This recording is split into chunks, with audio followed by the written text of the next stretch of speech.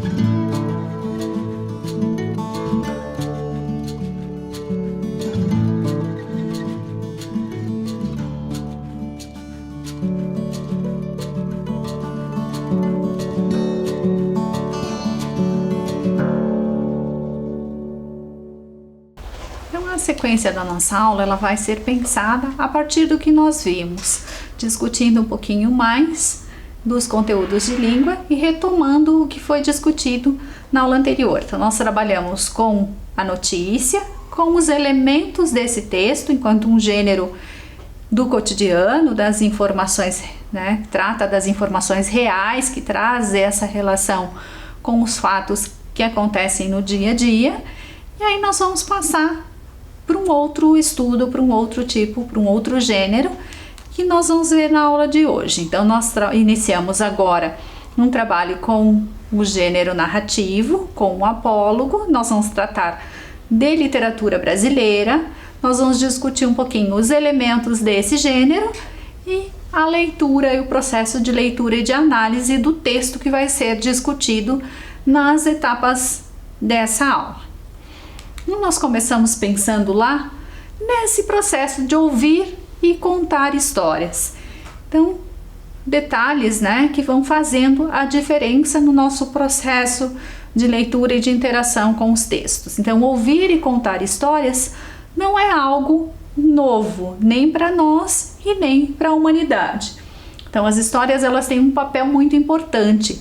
Elas fazem parte desse processo de conhecimento, de cultura e de informação que vai sendo passado de uma geração a outra. É por meio das histórias que os conhecimentos eles vão sendo transmitidos e eles vão ficando no imaginário da população.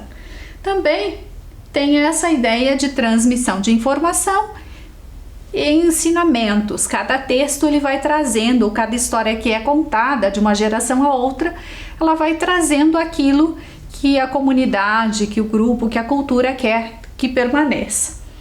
E as histórias apresentam esse vínculo, então, com a memória de cada grupo, de cada sociedade.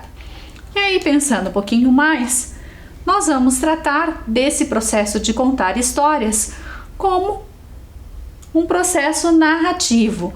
Então, essa narrativa, essa contação de história, ela vai acontecer de diferentes formas. Então, no tipo narrativo, eu vou ter vários gêneros que fazem parte desse processo. Então, nós iniciamos ali pensando um pouquinho mais no romance. O que é o romance e o que é esse gênero textual? Então, trazendo lá que ele é um texto longo, ele é narrado em prosa e ele apresenta personagens que vivem uma história situada no tempo e no espaço. Então, ele vai trazendo essa história durante muito tempo. E aí, como modelo desse gênero, talvez nós temos alguns livros que talvez vocês conheçam. Por exemplo, O Pequeno Príncipe, o livro que conta a história do extraordinário. São narrativas mais longas que vão ser chamadas de romance. Aí nós temos o conto. Então, o que caracterizaria o conto? É uma história curta que gira em torno de um acontecimento real ou fictício. E qual é a ideia, né? Ele exige um pouco menos do leitor, embora tenha os mesmos elementos do romance, mas ele é um texto mais resumido, é um texto mais curtinho. Nós temos lá a crônica, e a característica da crônica de ser uma narrativa informal, mas ela tem sempre um vínculo com o cotidiano, ela tem o vínculo com processos que aconteceram, que acontecem na realidade, e aí vai se criando um texto literário a partir de fatos reais. Então nós vamos pensar lá a novela também é um gênero narrativo e é uma narrativa longa que se desenvolve por muito tempo e em torno de um personagem principal ou de alguns personagens principais. E aí essas tramas vão se cruzando, essas histórias vão acontecendo, né? Quem gosta da novela televisionada tem lá vários modelos desse gênero para acompanhar. A fábula, então, a fábula também uma narrativa, é uma narrativa mais curtinha, ela é mais curta que o conto e ela tem um caráter de cunho moral, ou seja, ela tem a intenção de trazer um ensinamento, ela é produzida, ela é criada, ela foi pensada na ideia de ensinar, como elemento de ensino. Então, envolve animais com atitudes humanas. São lá os bichos, né? Muito comum a história da raposa, da raposa e das uvas, da galinha e da raposa, do corvo e da raposa. Então são histórias que trazem os animais em comportamentos humanos, em situações humanas. E, por fim, o apólogo, que é um gênero muito similar, muito parecido com a fábula, porém a ideia do apólogo é trazer ou é dar vida para elementos que não têm vida, são seres inanimados. Então, nessa ideia do apólogo, a gente vai ter objetos que são personificados, que recebem atributos humanos. Quem conhece, quem já viu o filme Alice no País das Maravilhas, tem lá vários objetos que conversam, né? Tem as xícaras que falam, tem as rosas que falam, tem as cartas do baralho que falam. Então, esse processo é um processo de animação de um ser que não tem vida. A xícara, a carta, a flor que fala, então passa por esse processo. E a ideia do apólogo é essa narrativa curta, tem sempre uma intenção ética também, de trazer o ensinamento e de debater comportamento humano. Então nós vamos pensar um pouquinho nesses elementos, faça a anotação lá desses termos, nós já continuamos.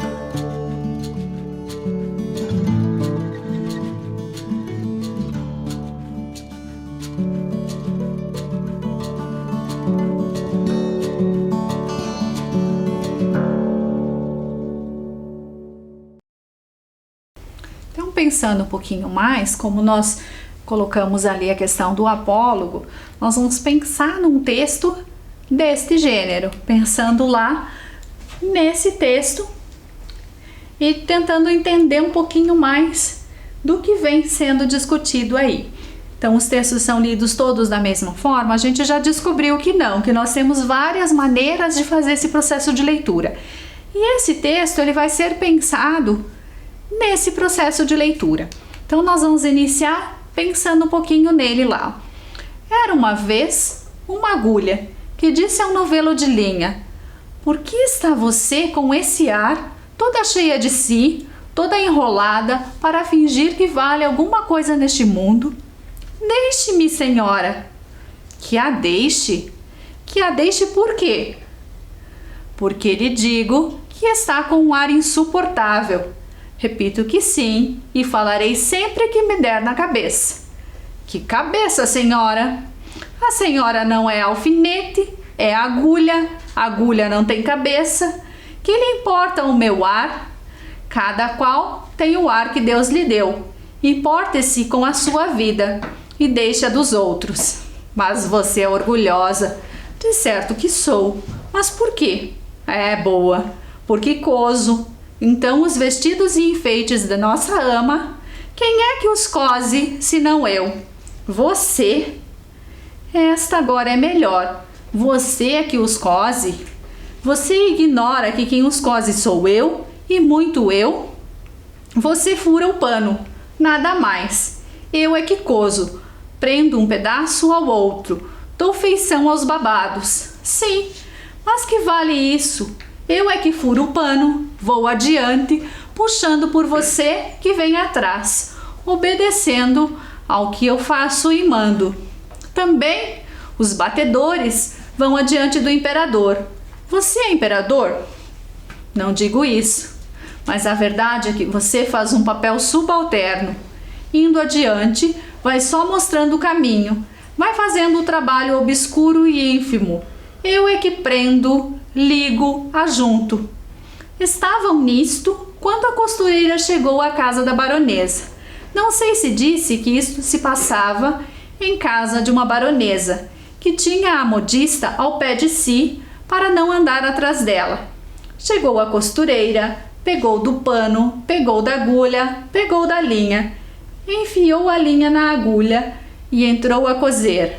Uma e outra iam andando orgulhosas pelo pano adiante, que era a melhor das sedas, entre os dedos da costureira, ágeis como galgos de Diana, para dar a isto uma cor poética. E dizia a agulha: então, senhora linha, ainda teima no que dizia há pouco? Não repara que essa distinta costureira só se importa comigo? Eu é que vou aqui entre os dedos dela, unidinha a eles, furando abaixo e acima. A linha não respondia nada, ia andando, buraco aberto pela agulha era logo enchido por ela, silenciosa e ativa, como quem sabe o que faz. E não está para ouvir palavras loucas. A agulha, vendo que ela não lhe dava resposta, calou-se também, e foi andando, e era tudo silêncio na saleta de costura. Não se ouvia mais o plique, plique, plique, plique da agulha no pano. Caindo o sol, a costureira dobrou a costura para o dia seguinte. Continuou ainda nesse e no outro, até que no quarto acabou a obra e ficou esperando o baile. Veio a noite do baile e a baronesa vestiu-se. A costureira, que a ajudou a vestir-se, levava a agulha espetada no corpinho, para dar algum ponto necessário, e quando compunha o vestido da bela dama, e puxava a um lado ou outro, arregaçava daqui ou dali, alisando, abotoando, acolcheteando a linha para mofar da agulha, perguntou-lhe: ora, agora diga-me, quem é que vai ao baile no corpo da baronesa, fazendo parte do vestido e da elegância? Quem é que vai dançar com ministros e diplomatas, enquanto você volta para a caixinha da costureira antes de ir para o balaio das mucamas? Vamos, diga lá. Parece que a agulha não disse nada, mas um alfinete de cabeça grande e não menor experiência murmurou a pobre agulha: anda, aprende, tola. Cansas-te de abrir caminho para ela e ela é que vai gozar da vida, enquanto aí ficas na caixinha de costura. Faze como eu, que não abro caminho para ninguém. Onde me espetam, fico. Contei esta história a um professor de melancolia, que me disse, abanando a cabeça: também eu tenho servido de agulha a muita linha ordinária. Não pensando um pouquinho mais, esse texto ele foi escrito num livro de Contos Consagrados, de autoria do Machado de Assis. E nós vamos discutir ou descobrir outros detalhes desse texto na sequência das nossas aulas, pensando um pouquinho mais sobre ele e sobre os elementos que ele vem trazendo. E aí nós iniciamos pensando lá, por que o título do texto não foi lido? Então, que nome você daria ao texto que acabamos de ler? Ele se chamaria A Agulha e a Linha? Um apólogo? A Costura? Ou A Briga? Que nome que nós poderíamos dar para esse texto? E o que observamos quando pensamos o título de um texto? Quais elementos nós observamos? Reflita sobre essas questões, nós já continuamos.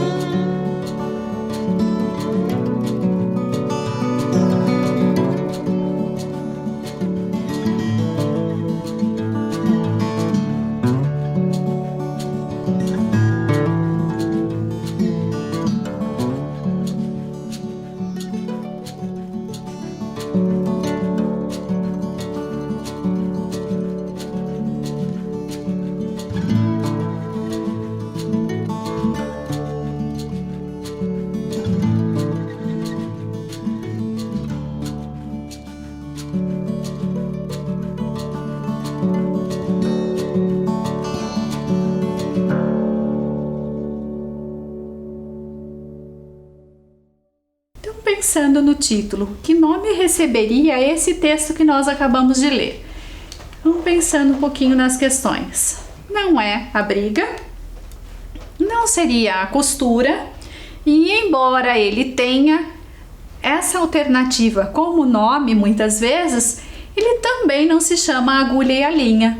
O nome desse texto é Um Apólogo. E aí nós vamos pensar um pouquinho mais. Quando a gente vai pensar num título de texto, nós iniciamos pensando na ideia de que o título vai trazer um resumo do assunto que vai ser discutido.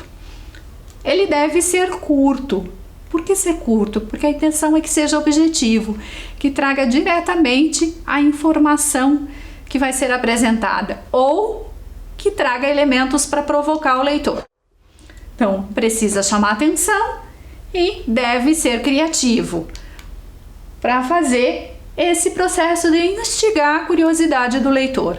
Então, quando nós pensamos nessas questões, nós vamos pensando nesses elementos do título. Então, pensando lá, um apólogo, será que ele traz um resumo do assunto? Ele traz essa ideia de que nós temos ali objetos que não têm vida, mas que ganham vida no processo de escrita. É um título curto, chama a atenção, é criativo e instiga a curiosidade. Você quer saber do que se trata, você quer saber o que é esse apólogo. Então, na sequência, nós vamos pensar um pouquinho mais lá. Quem são os personagens dessa história? E o que é pensar em personagem? O que vocês entendem pela palavra personagem? Reflita lá, nós já retomamos.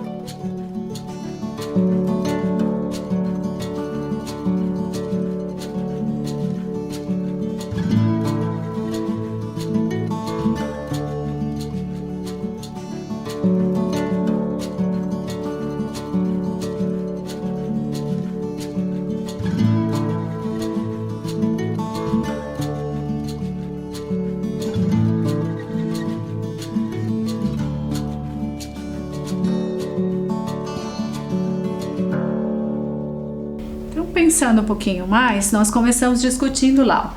Personagens são aqueles que atuam, praticam ou recebem ou sofrem as ações. Então nós vamos ter 3 tipos principais de personagens ali. O protagonista, que é o personagem principal, que é o elemento central de toda a trama. O antagonista, que é aquele que faz a oposição, é o adversário, é o vilão às vezes. E nós vamos ter os coadjuvantes ou personagens secundários.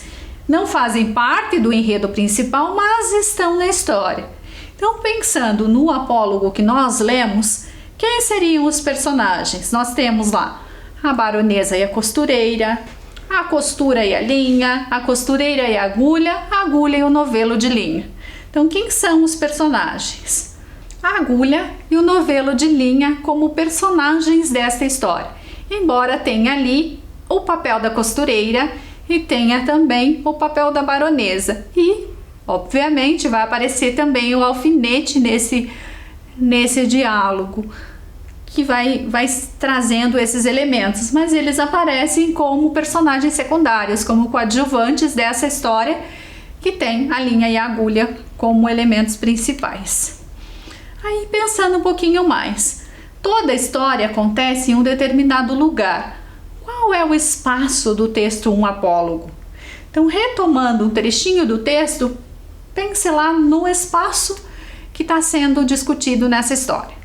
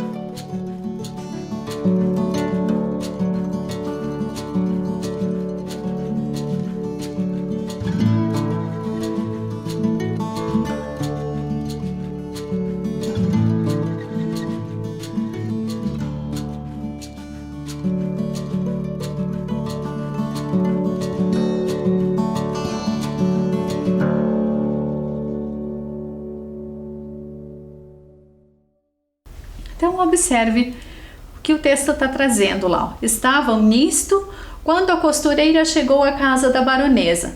Não sei se disse que isto se passava em casa de uma baronesa, que tinha a modista ao pé de si para não andar atrás dela. Chegou a costureira, pegou o pano, pegou a agulha, pegou da linha, enfiou a linha na agulha e entrou a coser. Quem é que vai dançar com os ministros e diplomatas enquanto você volta para a caixinha de costura?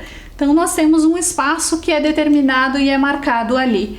A história acontece em um quarto da casa da baronesa, em uma caixinha de costura. O diálogo se dá dentro dessa caixinha de costura. E aí na sequência nós vamos pensar um pouquinho mais que toda história ela tem um determinado tempo. Esse tempo ele é marcado na narrativa de duas formas. Ou eu tenho um tempo que é cronológico e que é marcado por datas, por períodos pré-estabelecidos. Então eu tenho lá o dia, o mês, o ano. Pode ser, por exemplo, numa estação do ano, ele vai trazer lá que aconteceu na primavera, no verão. Então ele traz esses elementos e aí esse tempo é cronológico. Ou pode ser um tempo psicológico, que aí ele é pensado a partir das memórias, do que a pessoa tem de memória, ou é pensado a partir de um sonho. Ele traz essa relação com o sonho, com a memória, com a imaginação. Então, quando ele faz isso, né, e aí um outro processo que se chama fluxo de consciência, que a pessoa vai lembrando aquilo que ela viveu, aquilo que ela passou, é um tempo psicológico, é um tempo diferente que não se marca por datas, por períodos estabelecidos. Então, na história, né, a história acontece num determinado tempo. Como que a gente identifica o tempo de um apólogo? Então, faça a leitura do trechinho ali e tente identificar se esse tempo da história ele é cronológico ou ele é psicológico.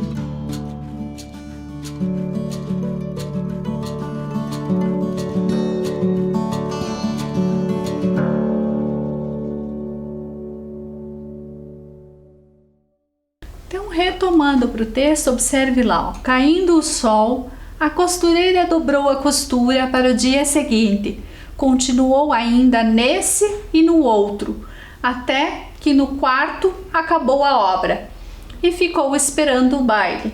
Veio a noite do baile, a baronesa vestiu-se, a costureira que a ajudou a vestir-se. Então, pensando nesse tempo, a gente tem ali a história que acontece em alguns dias e são um período específico. Então ela acontece em 4 dias, ela vai na sequência do processo de costura, né? Foi um dia, foi outro dia, no final da tarde ela guarda o vestido para continuar no dia seguinte, então vai fazendo esse processo de passar uma semana costurando o vestido da baronesa e aí terminar e esperar o dia do baile para vestir a baronesa. Então, nesse processo, o tempo ele é cronológico. Aí, avançando um pouquinho mais, nós vamos pensar que os textos narrativos, eles apresentam um enredo, ou seja, a história é contada no texto, um apólogo. E como se dá esse modo de contar a história? A gente tem duas formas de fazer esse processo de escrita e de trazer esse enredo. Então, é um processo linear, segue uma ordem, segue uma sequência pré-estabelecida, digamos, ontem, hoje, amanhã, o que aconteceu, fazendo essa marcação do tempo, do que vai acontecer, ou é um processo não linear, que traz essa ideia de antecipação, de retrospectiva, de corte, de ruptura, de quebra da história. É uma história que vai, né, que avança e que volta. Então, nesse processo que a gente chama de não linear.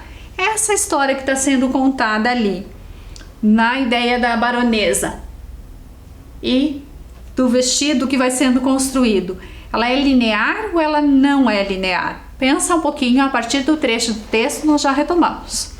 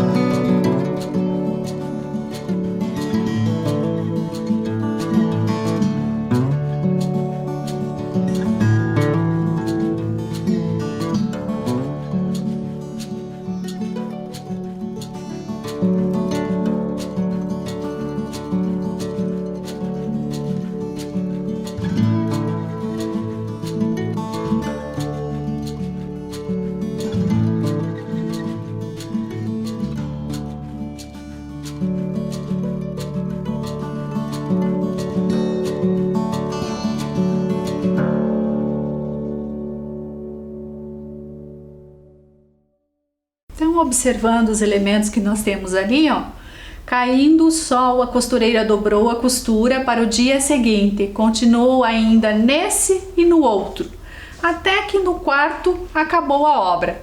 Quando ela está trazendo essa sequência de dias que vai se construindo, nós vamos dizer que é um enredo linear, em que ela vai fazendo a sequência das ações. E aí nós vamos pensar um pouquinho mais no papel do narrador, do sujeito que está contando a história. Então, como que é essa história? Então, nós temos lá, ó, tipos diferentes de narrador. Então, eu tenho o narrador personagem, que é aquele que conta a própria história, que traz o diálogo direto conosco, e ele faz isso em primeira pessoa. Ele vai dizer lá, eu vi, eu vivi, aconteceu comigo, ou traz a fala dele direto, colocando aquilo que ele fez. O narrador observador, então é que o texto vai ser escrito em terceira pessoa, ele simplesmente relata aquilo que ele viu, então ele vai trazendo essa descrição e essa narração, contando os fatos. E o narrador onisciente, que é esse narrador em que aparece o texto em terceira pessoa, mas também tem trechos em primeira pessoa. Ele traz essa conversa, ele traz esse diálogo.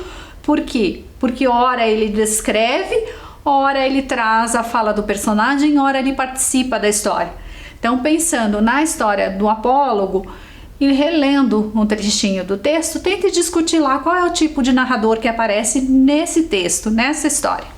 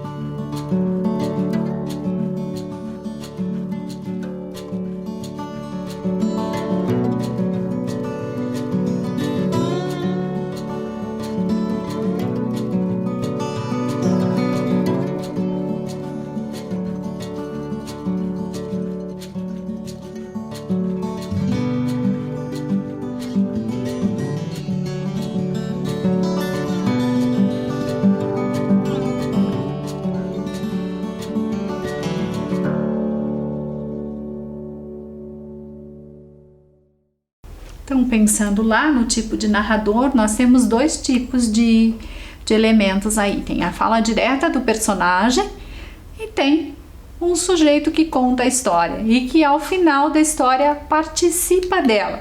Então, nós teríamos um narrador em terceira pessoa, em que ele vai contando e ao mesmo tempo ele participa da história. E aí, na sequência, nós vamos pensar nesse discurso, nessa forma de dizer e de trazer os elementos textuais. Então, pensando na questão lá, ao narrar, o autor escolhe um tipo de discurso. No texto Um Apólogo, conseguimos identificar elementos desse discurso que ele está trazendo. E quando a gente pensa nos tipos de discurso, nós vamos ter lá o discurso direto, que é marcado pela fala do personagem. Então, é a agulha falando, é a linha falando. O discurso indireto, narrado em terceira pessoa. Então, não aparece a fala do personagem. Os fatos vão sendo contados. E o indireto livre, em que há intervenções do narrador e das falas dos personagens. Então, tem os dois processos. Tanto o processo da fala direta, quanto alguém contando essa história. Então, tente identificar nesse trechinho que está ali. Então, pensando nessa questão, reflita sobre o tipo de discurso e tente identificar qual é o tipo de discurso que é utilizado nesse trecho do texto Um Apólogo.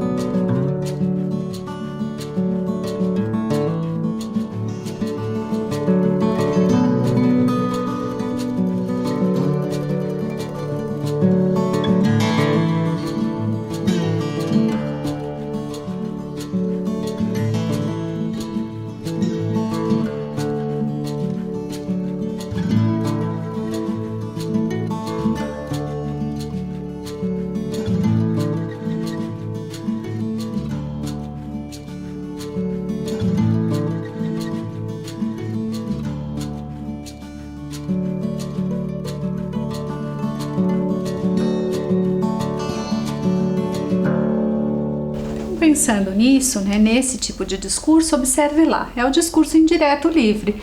Tem tanto o processo de narrar a história, como a fala direta dos personagens.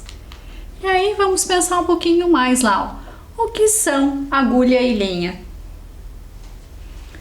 E aí pensando que agulha e linha, eles conversam, eles apresentam um comportamento humano, elas têm vida e possuem sentimentos. Então como que a gente entende esses elementos? Então agulha e linha são objetos e personagens da história. E aí pensando um pouquinho mais, como se chama esse recurso que atribui características humanas aos objetos? Vocês conhecem, vocês sabem, vocês já pesquisaram ou já estudaram isso? Como é que a gente chama esse processo? Que eu dou vida para elementos que não têm vida. Eu trago característica humana, trago sentimento para aquilo que não tem nenhum tipo de animação. Reflita lá, nós já continuamos.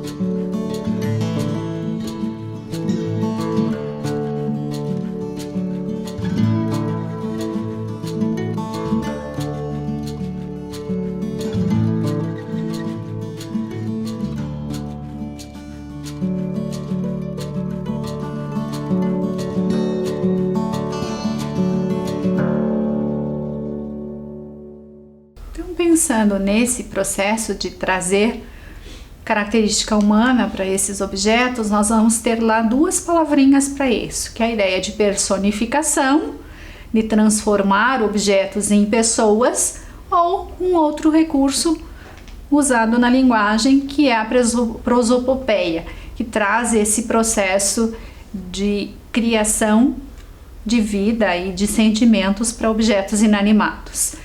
E aí vão aparecer outras figuras de linguagem que nós vamos discutindo ao longo do estudo desse texto e desses elementos que vão sendo pensados no texto. Então faça as anotações ali, nós continuamos na sequência o estudo desse texto.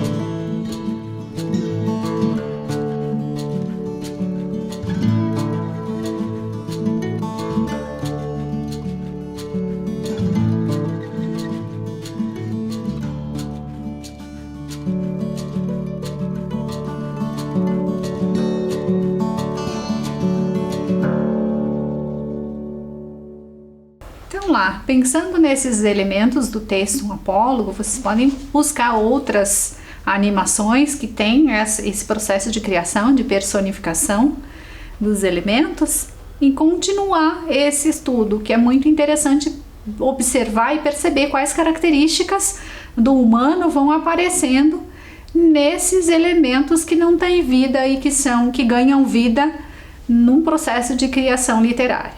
Então nós terminamos por aqui. Desejo um bom estudo, cuidem-se, até breve, nos vemos na próxima aula.